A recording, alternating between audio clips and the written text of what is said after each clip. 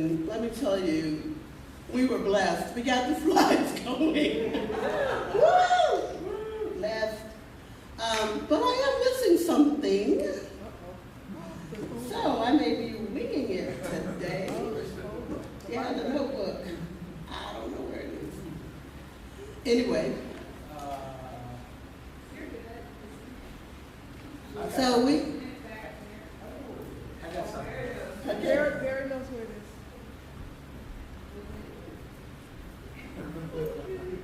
I don't know how updated that is. The cheat sheet. Been in my book for a long time. Wow. In case of emergency, break glass. Okay, Barry's bringing it. Yeah. Oh, he's got it.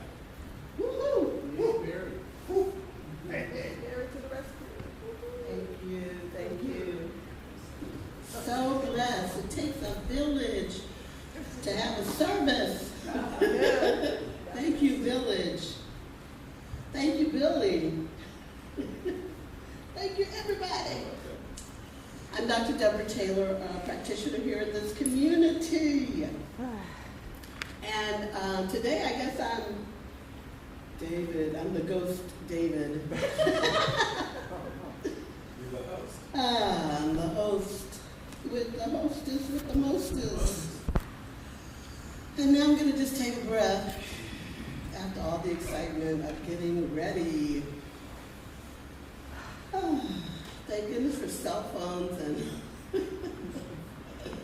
folks who know what they're doing so they can walk you through the process. So, welcome everybody. I'm extending a special welcome to you.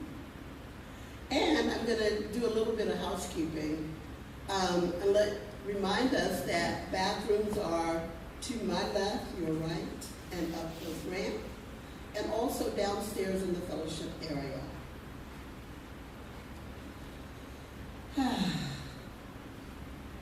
So our first thing that we're going to do is share our Heartivism covenant. What we stand for in this community. So let us read it together. Stephanie, can you advance? Thank you. Thank you. So let's read together. We stand firmly in the truth that every human being is an expression of the divine. We affirm that all people, regardless of race, nationality, gender identity, sexual orientation, economic status, ability, past actions, or beliefs, are inherently worthy of love, dignity, and respect. We commit, next slide, we commit to being love in action. We will respond to fear with faith, to hate with compassion, and to injustice with sacred action. We are the presence of peace. And let's take a collective breath on that, being the presence of peace. Indeed. So, for those of us who are here for the first time, or for those of us who are here for the gazillionth time, this is the time to remind ourselves of what this philosophy is all about. What is science of mind? Science of mind is a philosophy that teaches that there is a loving intelligence behind life. And by changing how we think, we can change how we live. Quite simply, there is a power for good in the universe greater than we are, and we can use it.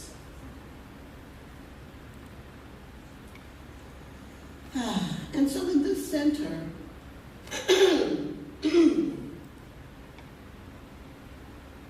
we have some core beliefs.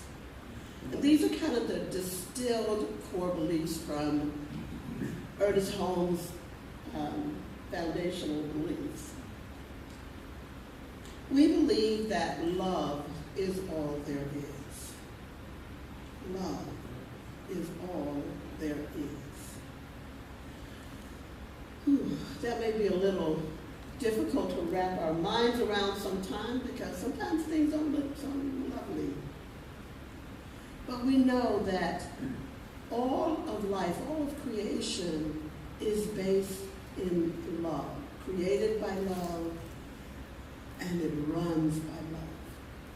And so if we can take a breath and just remember that love is the basis for everything, and act from that, love shows up.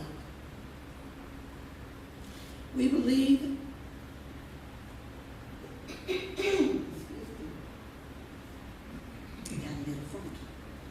all thought is creative and influential. We don't beat ourselves up if we happen to have a thought that's not serving us, or that's showing up in some untoward way that we're not really interested in experiencing. But in each moment, we're at choice, and we can choose a different thought. We believe that you are whole, perfect, and complete, exactly as you are right now. Right now. So no matter what somebody told you when you were 8, no matter what you told yourself this morning when you were running late for church, no matter what you may be thinking in this moment, I'm here to declare that you are whole, perfect, and complete, exactly as you are right now. We come from spirit. We are spirit, created by a perfect being, and that perfection only reflects itself. We believe in a world that works for everyone, and we are working from that world together. The world works on principle, and the principle is unchanging. And as we step into and embody those spiritual principles, that shows up in the material and shows up in our experience. And so here we're all about teaching those principles and how to use them in your life.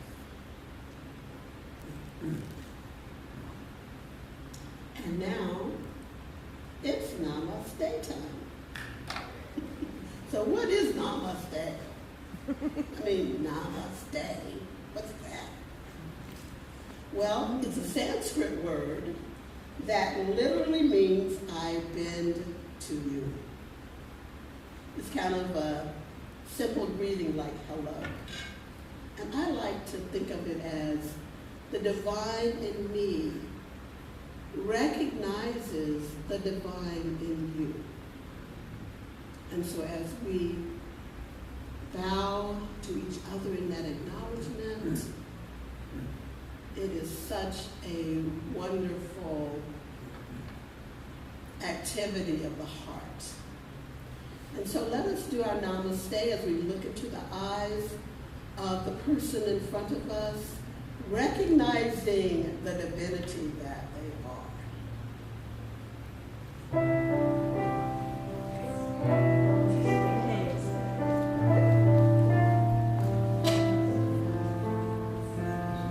Namaste.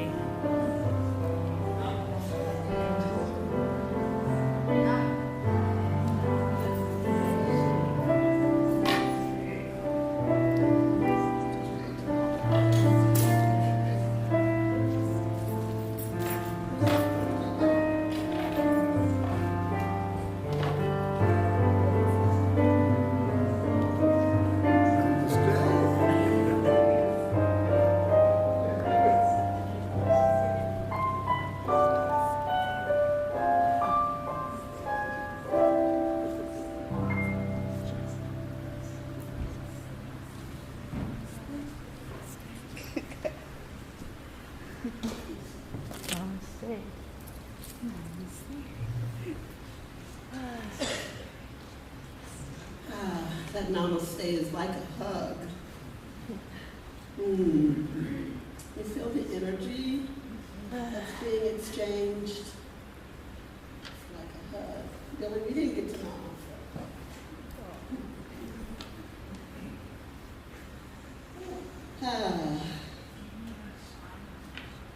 So now it is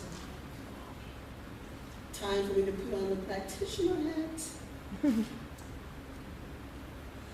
As I will invite us into sharing our vision and mission statements and affirmation as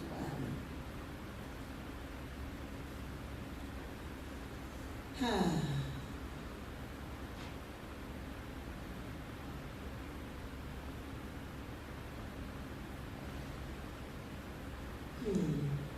So here in this center, in this congregation, we are a part of a larger organization with a big global heart ministry and a big global heart vision. And our vision in this community is to create an environment for all to realize the power of spiritual connection. So let's say this together. Our vision is to create an environment for all to realize the power of spiritual connection. And in support of that vision, we have a mission. And our mission is to provide a sanctuary for all to be lifted and inspired to embody spiritual principles and live their inherent greatness.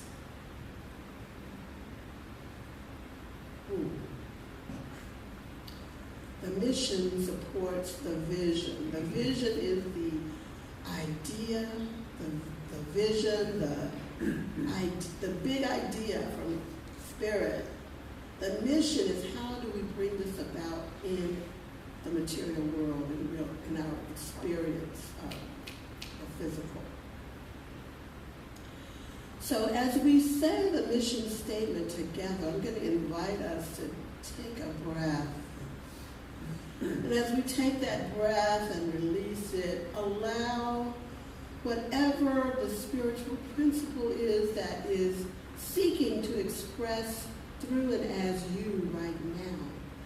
Just stand in the feeling tone of that as we speak together the mission statement. Our mission is to provide a sanctuary for all to be lifted and inspired to embody spiritual principles and live their inherent greatness. So it is. And as we continue in this feeling tone, I will read the affirmation, and I invite you to just let it permeate your very being, all your spiritual bodies, physical bodies, emotional bodies.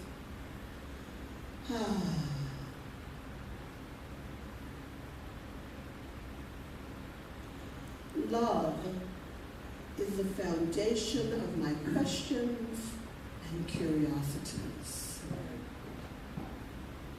So let's say that together.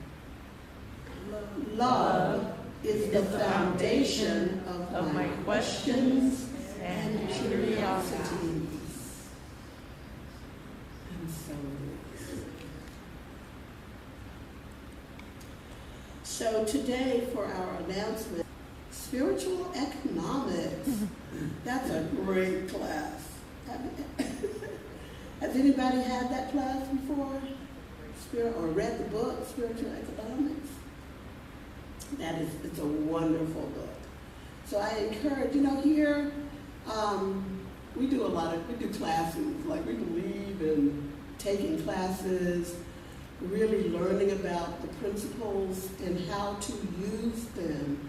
And a class is really a great place to learn about them and to practice using them. You can read, it's good to read on your own, but you get so much more when you're in a group and people asking questions that maybe you didn't think about to ask.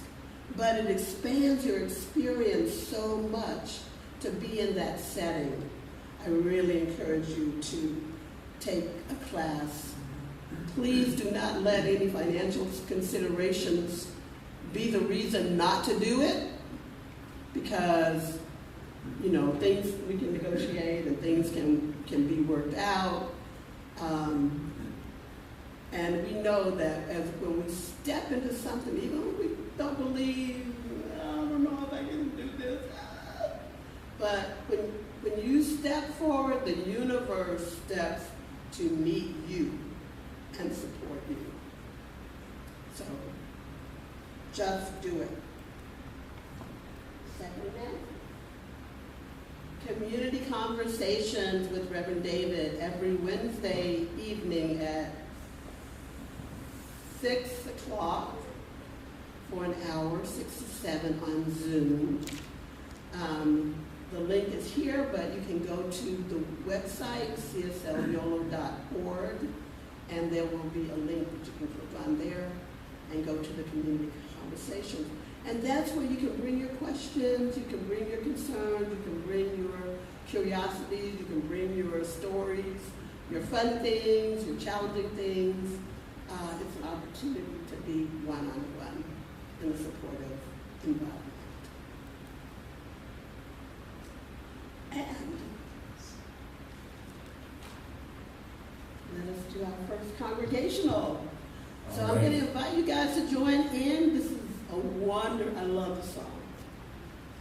So please join in. All right, thank you, Deborah. As we enter into the more contemplative portion of today's service, please join me in singing "How Could Anyone Ever Tell You?"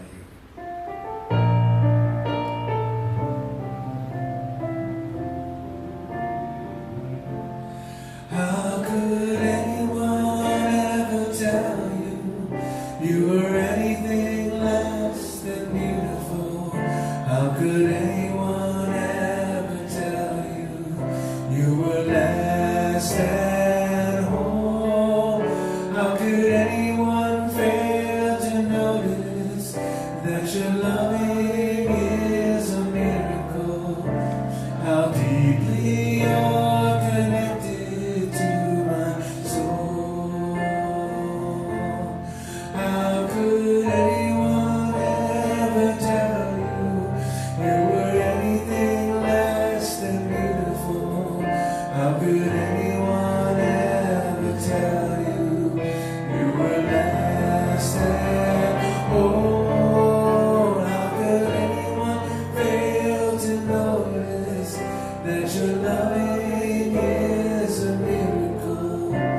How deeply you're connected to my soul. How deeply you're connected to my soul.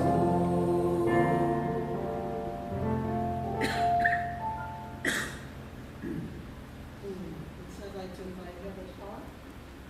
Oh, no going. Heather. Nice. Oh, so big. Thank you. And thank you, Billy. I love that song.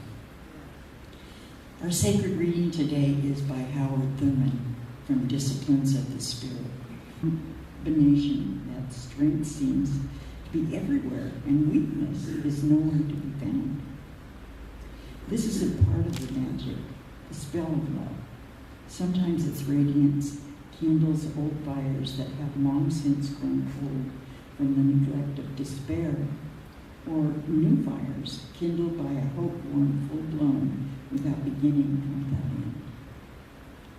Sometimes the same radiance blesses a life with a vision or its possibilities never before dreamed of or caught, stimulating new endeavor and summoning all latent powers to energize the life at its innermost core.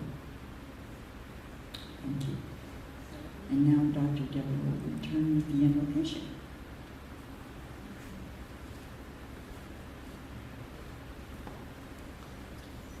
Thank you, Heather Flores.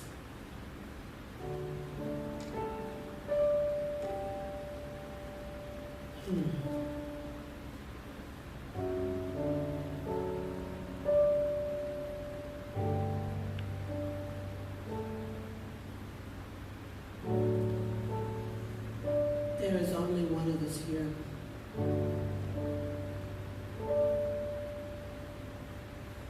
Only one. And that is that infinite spirit, the presence, the love, beauty, power, divine intelligence that knows all, is everywhere present. As I am a divine emanation and expression of that presence, that love, I know that this is the truth of each one here. It is indeed the truth of all creation. We are one. We are one.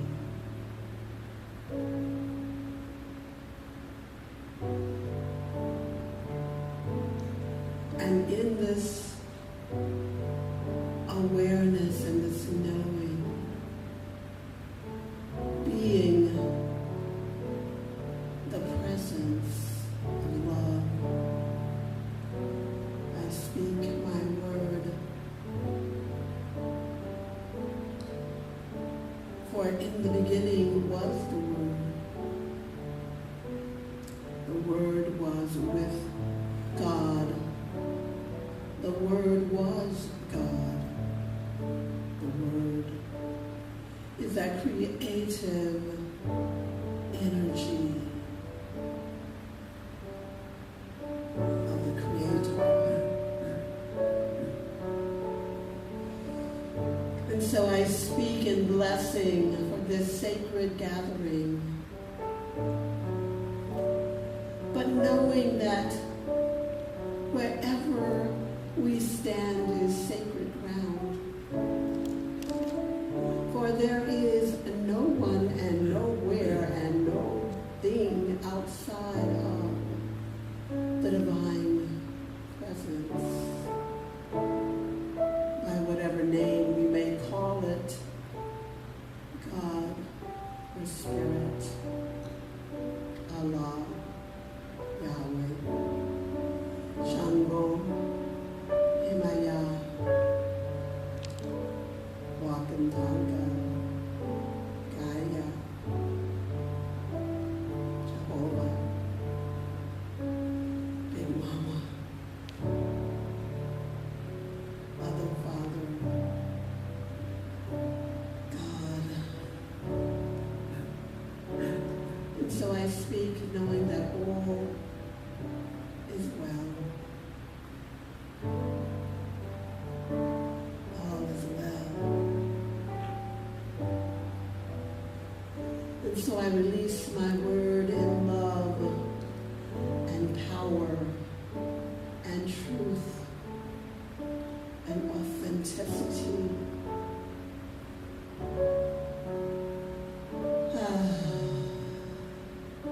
As I invite you to bring forth in your heart any unhealed place, let it rise up to be healed and released. Let it rise up to know that there is nothing to be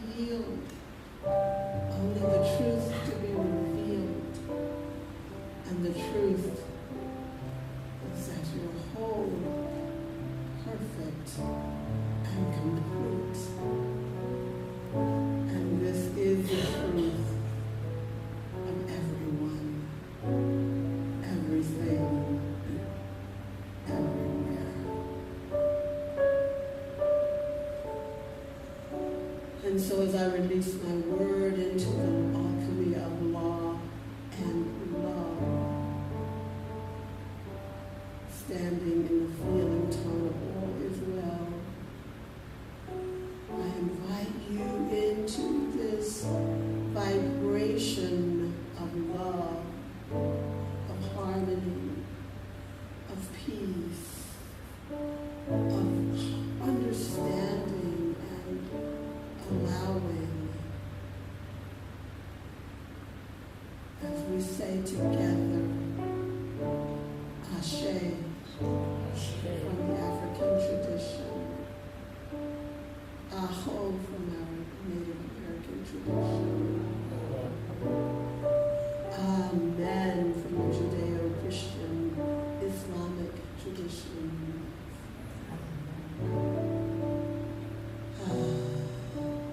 And we know that right now it is so. And so it is.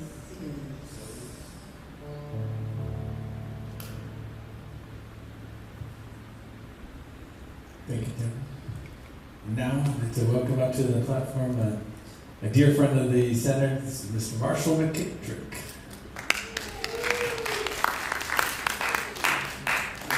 We got a couple of original songs to get you there.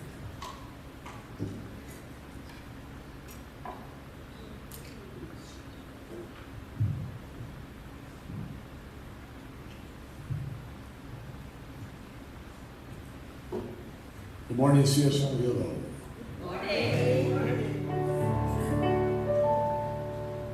You know that feeling at 2 in the morning when you wake up and you can't sleep? And the stories going on in your head, you can't shake it. Some people call that doubt. 1, 2, 3, 4.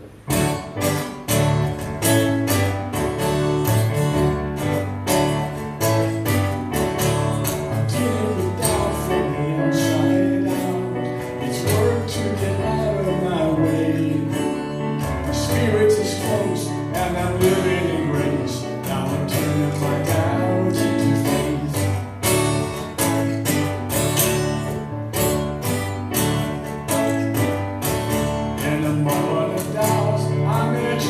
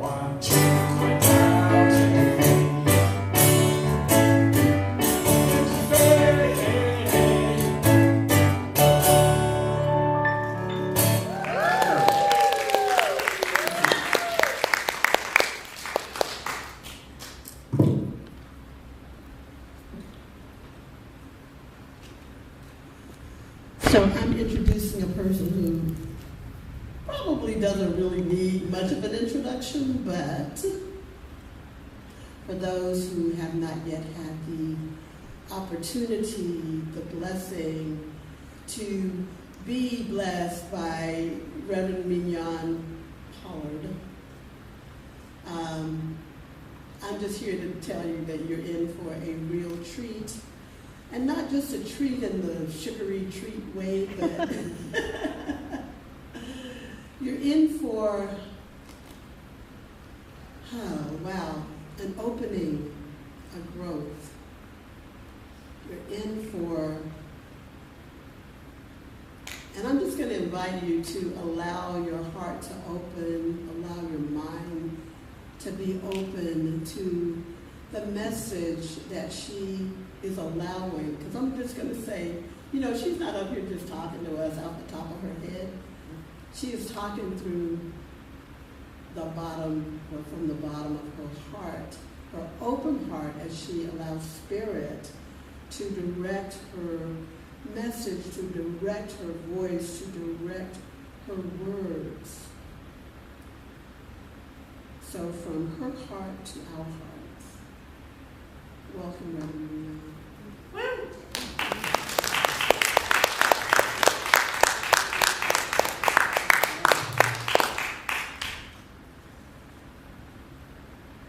Thank you so much.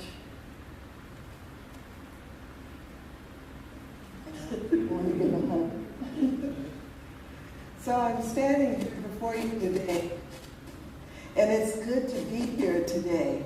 I'm grateful for this opportunity to close out this series on the series of talks you've had about doubt, and to examine doubt as devotion, to examine doubt as acts of love, and hopefully we'll learn how to honor our doubts, to use them as signposts and guides.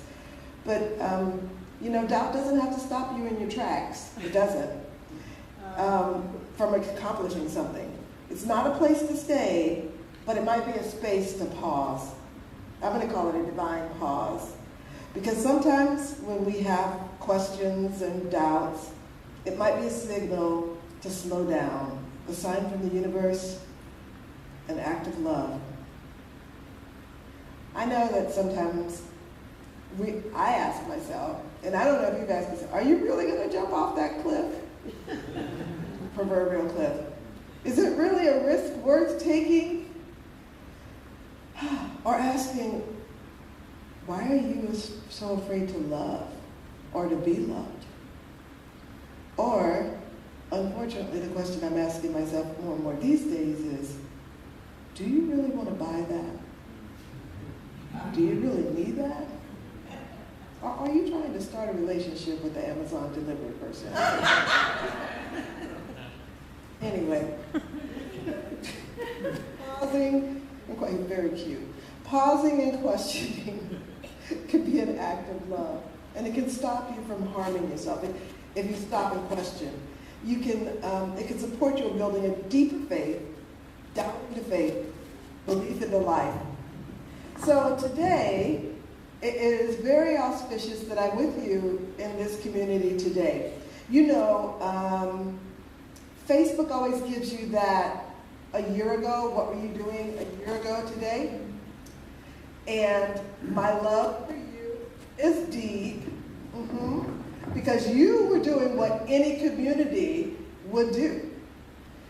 You were supporting Billy Larkin in Los Angeles today of the opening of his play. And that was amazing, and that was spectacular. And I, all because of practitioner Deborah Taylor, it's her fault that I'm here today. But last year on this very day, I was being ordained by CSL. This was my ordination day. So today is my anniversary. So when I was asked to speak today, and when I was asked to speak to this community, the community that was doing what the community should do, support Billy, I was happy to be with you today on my anniversary. But before that ordination, I went through a period of deep questioning, because it's making a lifelong commitment. It was making a lifelong commitment to ministry. And before the ceremony, I had doubts. I had to ask myself, do you want to do this forever, like for like your whole life until you die? What? I stopped to question myself to make sure it was the right decision, the right move. And what I know for sure is, and what I know that I believe in, is that these principles work. They work for me, they work for everyone, and I know that I will be practicing this until these principles of science of mind, I will be practicing them, I will be learning and growing and sharing them until I die. So I'll share how to understand how the laws work, how the universe works, how the universe surprises you, how the universe can delight you, and how doubt, that stopping, that pausing, that questioning, that led me to a space of deep commitment, of enduring faith. And as it did it for me, I know that it can do that also for you. So as I was walking into this path of ministry, you have to go through a series of panels and interviews and assessment to know if you are really ready for this life.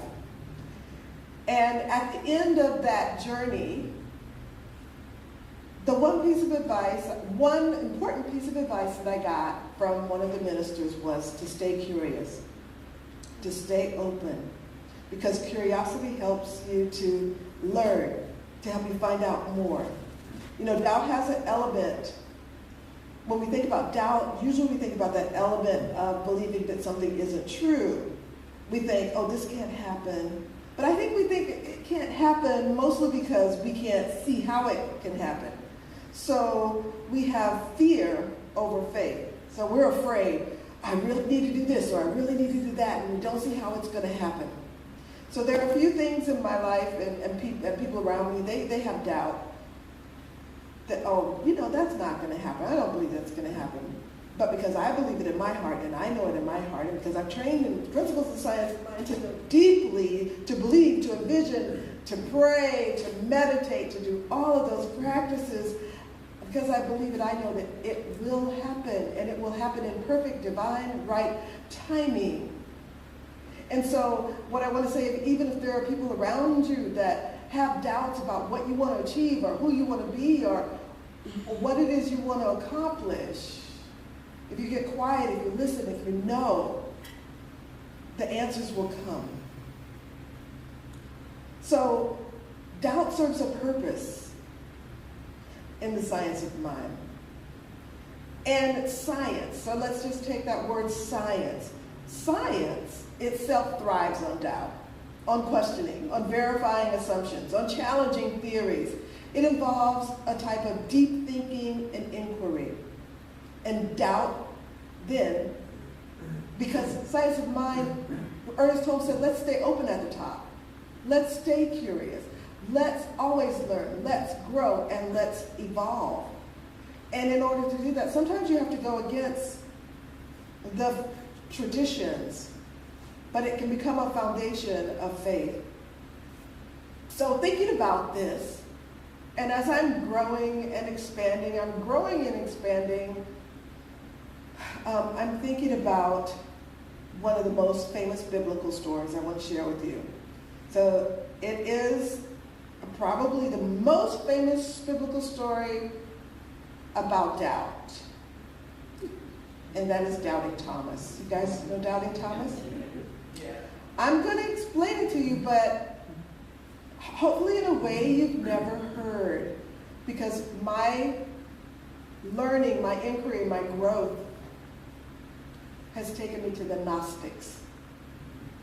So, okay, all right, I see there's at least one other person, maybe more, that know exactly where I'm going to be coming from right now. I'm going to lift this up just a little bit because maybe it is a little too low. Okay, so in the book of John,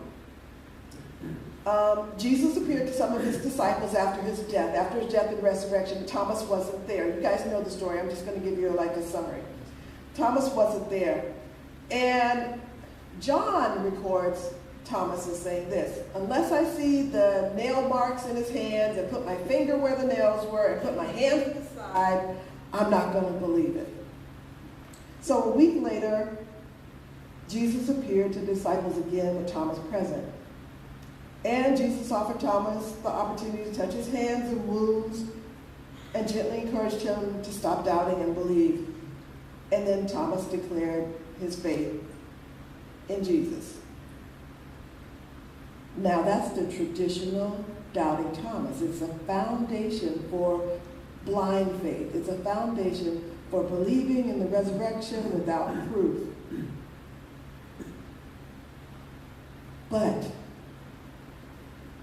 what if we question, I have now the Ethiopian Bible, the Gnostic Bible, the Koran. What if we now start looking at these same people through different lenses?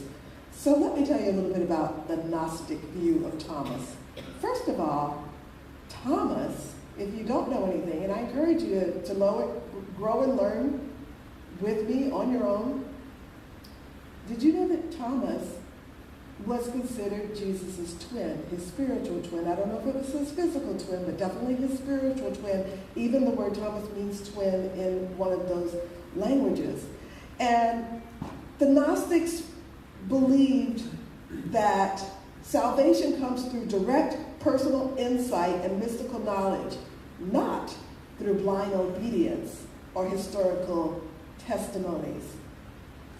So while the Christianity uses the story of Thomas to praise those who have not seen and yet have believed, the Gnostics prioritized an internal experience of spiritual investigation. So Thomas's questioning was viewed as a healthy search for genuine experiential truth, not a lack of faith. Let me tell you just a little bit about this. The Gospel of Thomas was discovered by farmers near Nag Hammadi in Egypt. I may be saying that correctly, I may not. In December 1945, among a group of books known as the Nag Hammadi Library. And scholars speculate that these works were buried in response to a letter from Bishop, I'm definitely not going to say his name right, Anastasius, declaring a strict canon of Christian scripture. So they took some scriptures out of the Bible, buried them. Most scholars place the composition of these Gospels that were found, these several books, and Mary Magdalene's story is in there, Thomas is in there, Judas is in there. There are several books that were removed from the Bible. And most people say that they date as late as 250 AD, and others have traced their origins to 600 AD. Wikipedia reports that scholars say this about the traditional story of Thomas as written by the book of John. They say, with respect to the famous story of doubting Thomas, it is suggested that the author, John, may have been denigrating or ridiculing a rival school of thought. And in another apparent contrast, John's text of matter-of-fact presents a bodily resurrection as if it was the only way that you could obtain faith. They use a Latin term, sine qua non, as if there's no other way that you can have faith except for you believe in this bodily resurrection. If you don't believe in it, then you can't have faith. Without this, the resurrection, you have no faith.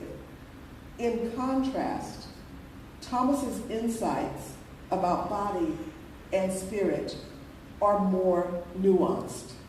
The text portrays Thomas as the twin of Jesus, someone who has become spiritually identical to Jesus. So how does Thomas do that? By achieving gnosis, that is, salvation that consists of mystical, experiential knowledge of the true nature of spirituality, especially including the ultimate nature of yourself. Gnosis, I guess I'm going to say Gnosis because I say Gnostics, so I'll say Gnosis. Gnosis is something that, in principle, anyone can believe. And the purpose of the Gospel of Thomas is to help readers reach a point where they become mystically identical to Christ himself. As Jesus said in the Gnostic Bible, quote 108 in the book of Thomas, "Whoever drinks from my mouth will become as I am. I too will become him, and the hidden things will be shown to him." In other words, Jesus was doing teaching oneness, that there's only one, that there is one knowledge, one entity, one spiritual movement. So when we take a broader look of what we have been taught, when we look at other interpretations of common stories, when we question, it's not that we want to be heretics or we don't believe. When we question, it is a way that our faith can become deeper. So I hope that this one example gives you like some understanding and just a different angle on how this belief in oneness was taught from the beginning, from the master teacher. Divine doubt helps us stay open to possibilities. Doubt is that feeling of being uncertain about something, not fully believing it's true or likely to happen. But doubt can offer each and every one of us an opportunity to notice our needs, to question the status quo, to wonder what is possible. Okay, so you're like, right now, I don't know about you, but about me, for sure, I have a lot of doubt about the governing systems. What is right? Who is right? Will we survive? Will we survive? And this questioning is helping to lead me in action, because doubt can lead you to action. So if you have doubt in your current officials, or if you have faith in your current conditions, guess what?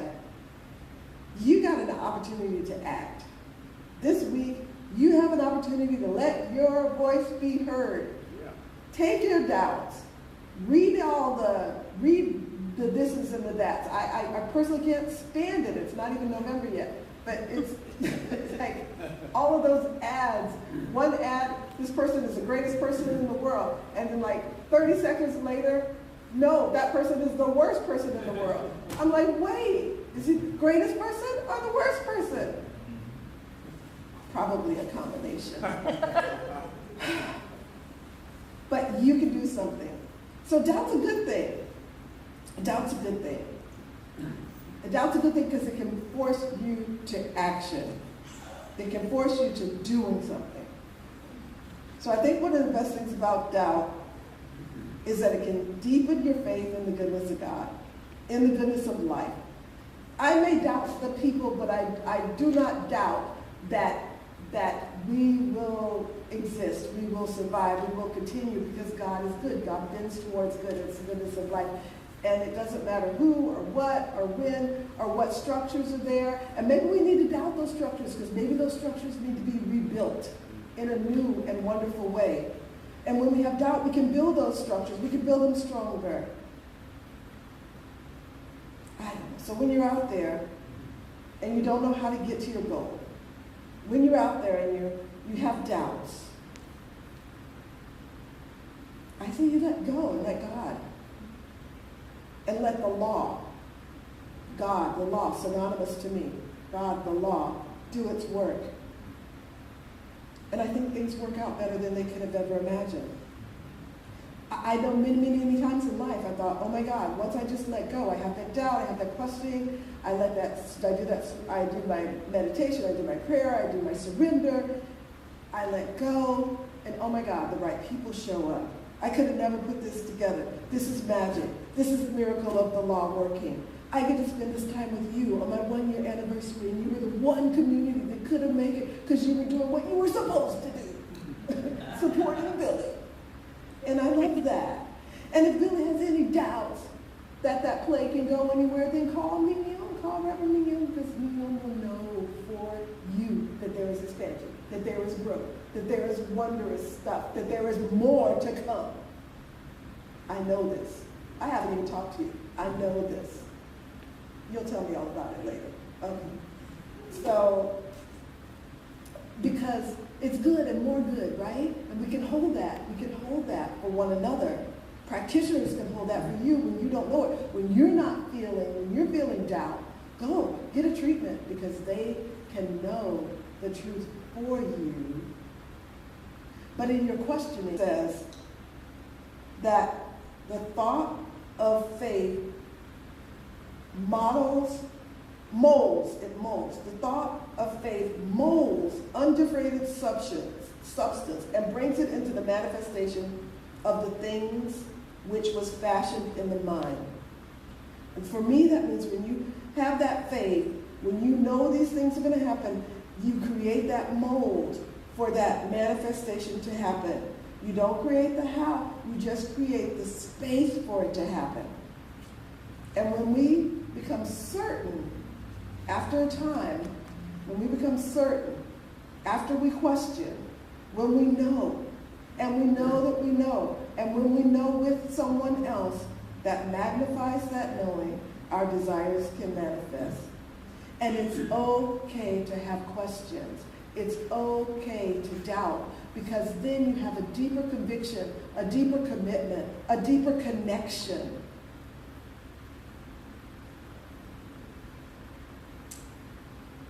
So, in this month of 5 Sundays of doubt, we can walk out with certainty. We can walk out with assurance. We can walk out with certainty. And I know Reverend David always likes to give you play work, not homework, but home play, which I think is the coolest thing. Anyway, so I like to try to imitate him a little bit. So what's your home play? What's yours to do? I'll tell you what you should do this week. V-O-T-E. V-O-T-E. V-O-T-E. Vote, vote, vote. So have faith. Have faith that things will turn out the way they're supposed to. Let your voice be heard. Give thanks to God for the direct revelation of knowledge, like the Gnostics, that the knowledge comes directly, that we don't need an intermediary, that if we sit and we do our practices, that there is a direct revelation of knowledge from God to you in your heart. That still small voice, listen to it. And if you question a decision, a plan, a next move, know that if you ask Spirit, if you sit in quiet meditation, if you listen with your inner ear, that the answer, if you listen to your heart, the answer will be revealed. If you listen to your intuition, you can't ever go wrong. And you know what? Thank the universe that you already know the answer. Thank, and then wait, and then receive. So, that's that for doubt. Let's take this message into prayer. So I stand on the firm knowledge of knowing that there is only one energy that is back behind everything, one energy that expands and grows, one energy that encourages inquiry, one energy that loves questions and loves to provide creative answers. And this energy is an energy that I call love, and this love is the love that is guiding my life. It is running in and around and through my life. It is running in and around and through each and every person's life right here and right now. And so I'm speaking my word that this inquiry, this questioning, this curiosity is deepening each and every one of our faith. That we're not afraid to look for different angles from this or that, to know that there are infinite possibilities from every one point in time, infinite possibilities of which way to go, what road to take, and no road is the wrong road, and I'm so grateful and thankful for that. I'm grateful and thankful for the ability to question. I'm grateful and thankful for the ability to express. I'm grateful and thankful for the ability to share love, to spread love, and to be with this community right here and right now. And I'm just grateful and thankful for this community, knowing that it's lifting up this valley, knowing that this love is changing lives. I'm grateful and thankful for that. And I'm releasing this word into our law, and together we say,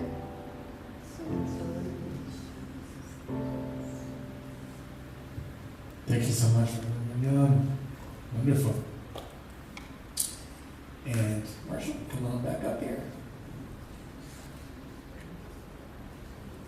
Yeah. What is it all really about?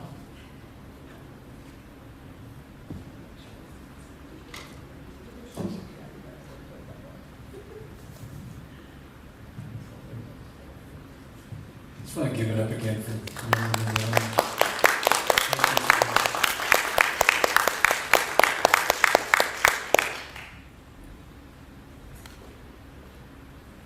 So a while back, I saw bumper stickers. There's so many of them.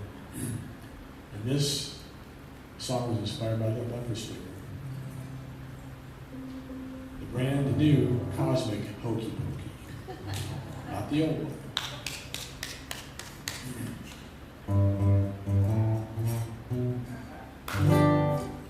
What if the hokey pokey is what it's really all about? What if that hokey pokey took away all my worries and doubts? Could be the cosmic punchline, causing me to want to scream and shout. Hey! What if that hokey pokey turned out to be just what it's all about? You put your chakras in, you take your chakras out. You put your chakras in, and you shake them all around. Do the hokey pokey as you turn your soul around. That's what it's all about. You put your aura in, you take your aura out. You put your aura in, and you shake it all about. Do the hokey pokey as you turn your soul around. That's what it's all about. What if the hokey pokey is what it's really all about? What if that hokey pokey brought the light shining right out in the clouds? Could be the greatest secret, living in the ever-present now. What if that hokey pokey turned out to be the secret holy cow? Put your past lives in, you take your past lives out. You put your past lives in, and you shake them all around. Do the hokey pokey as you turn the soul around. That's what it's all about. You put your inner critic in, you take your inner critic out. You put your inner critic in, and you shake it all around. Do the hokey pokey as you turn your soul around.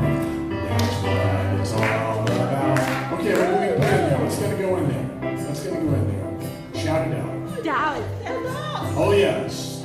You put your doubts in, you take your doubts out. You put your doubts in, and you shake them all around. Do the hokey pokey as you turn your soul around. That's what it's all about. What's the next one? What's the next one? Shout it out. What is it? What do you want to put in there? Love. You put your love in, you take your love out. You put your love in and you shake it all around. Do the hokey pokey as you turn your soul around. That's what it's all about. One more. You put your truth in, you take your truth out. You put your truth in and you shake it all around. Do the hokey pokey as you turn your soul around. That's what it's all about.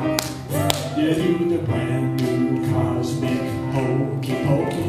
Doing the brand new cosmic hokey pokey. I turn the brand new hokey pokey.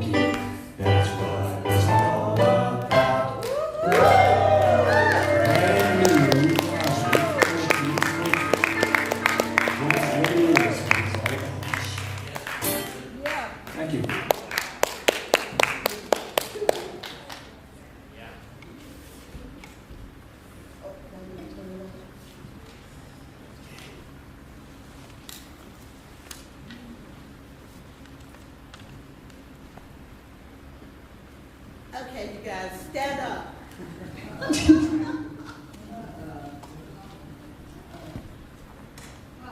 You put your whole self in, you take your whole self out.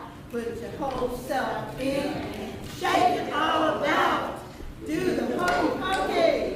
Turn yourself around, cause that's what it's all about. Thank you. Okay, you know I have to do that. That's my song. Oh, la la. So am I live? No. Okay. Ah, thank you for that. I love that. So, we are a center that observes the spiritual practice of giving or tithing. We call it conscious, committed, structured giving. And there are many ways to give, many ways to expand our abundance consciousness. We give of our time through volunteering, and service, our talents through participation, and we give of our treasure through donations financially. Your gifts help us in our mission to provide a sanctuary for all to be lifted and inspired, to embody spiritual principles and live their inherent greatness. So every quarter, well, actually a little more than a quarter, a trimester maybe? A trimester.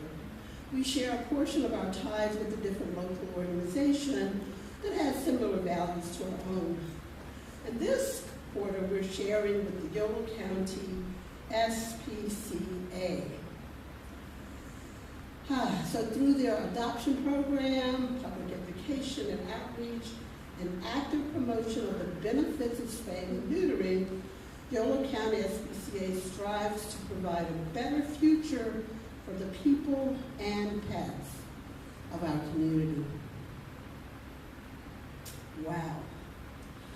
So now that we know, I'm going to share with you ways that you can send your financial donations to CSL Yolo. You can text to give at 530-322-8441.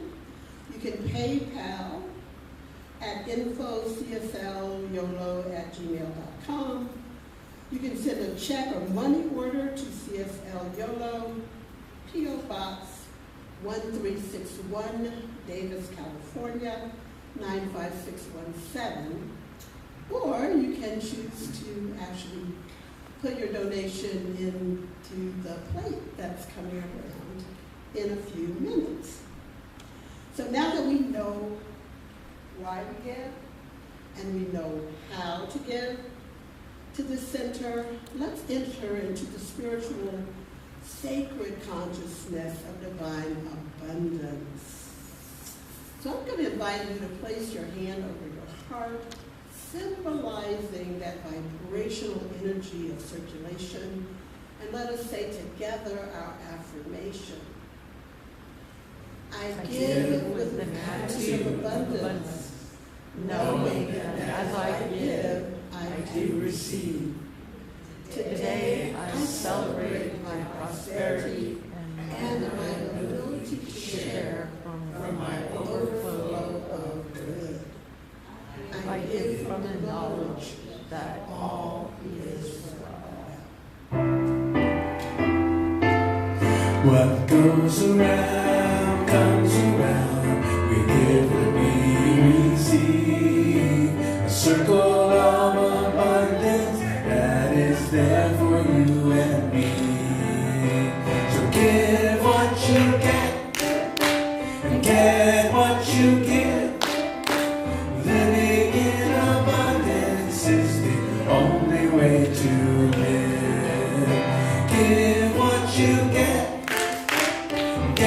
what you give. Living in abundance is the only way to live.